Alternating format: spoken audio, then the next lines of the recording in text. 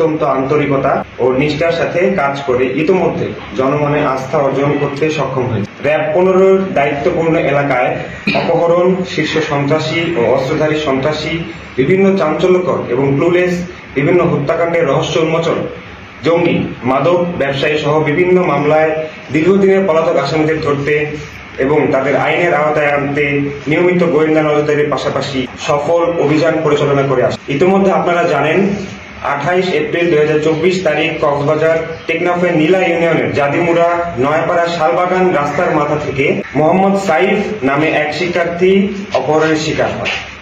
অপহৃত ভিকটিম প্রতিদিনের মতো মাদ্রাসা ছুটি হয়ে রাত হয়ে গেলেও বাড়ি না ফেরায় বাড়ির লোকজন তাকে খুঁজতে থাকে। পরবর্তীতে পরদিন সকালে একটি মোবাইল ফোন থেকে কল করে সাইফকে পেতে বিপুল পরিমাণ মুক্তিপণ দাবি করে এবং মুক্তিপণ আদায়ের লক্ষ্যে ভিকটিমের পরিবারকে বিভিন্নভাবে হুমকি প্রদর্শন করে।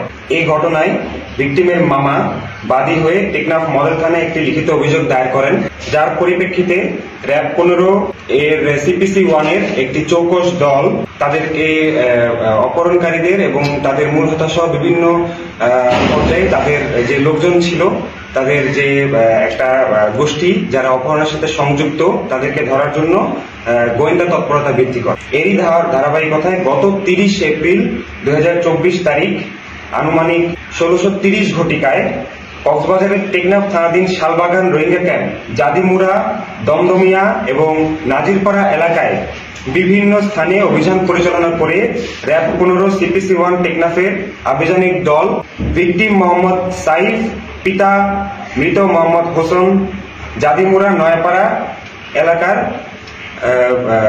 ভিকটিমকে উদ্ধার করতে সক্ষম হয় এবং অপহরণ চক্রের মূল পরিকল্পনাকারী এবং মূল হোতা সহ 5 জন আসামিকে গ্রেপ্তার করতে সক্ষম হয়। আসামিদের নাম মোহাম্মদ সাব্বির, পিতা নূর আলম, জাদিমুরা টেকনাফ; হাসান বশর, উনি একজন রোহিঙ্গা, পিতা আব্দুল ফয়েজ প্রকাশ মাঝি; মোহাম্মদ আব্দুল্লাহ, পিতা সৈয়দ হোসেন; সেলিম, পিতা মৃত ঠান্ডা মিয়া; আক্তার কামাল, পিতা আবুল কালাম। তাদের সাথে থাকা মোবাইল ফোন এবং 300 টাকা আমরা জব্দ করতে সক্ষম হই। প্রাথমিক জিজ্ঞাসাবাদে ভুক্তভোগীর পরিবারের কাছ থেকে জানা যায় সাইফকে বিভিন্ন টাকা পয়সার প্রলোভন দেখিয়ে রাস্তা থেকে তারা অপহরণ করে নিয়ে যায় এবং এই মর্মে তারা আমাদের কাছে একটি স্বীকারোক্তি দেয়।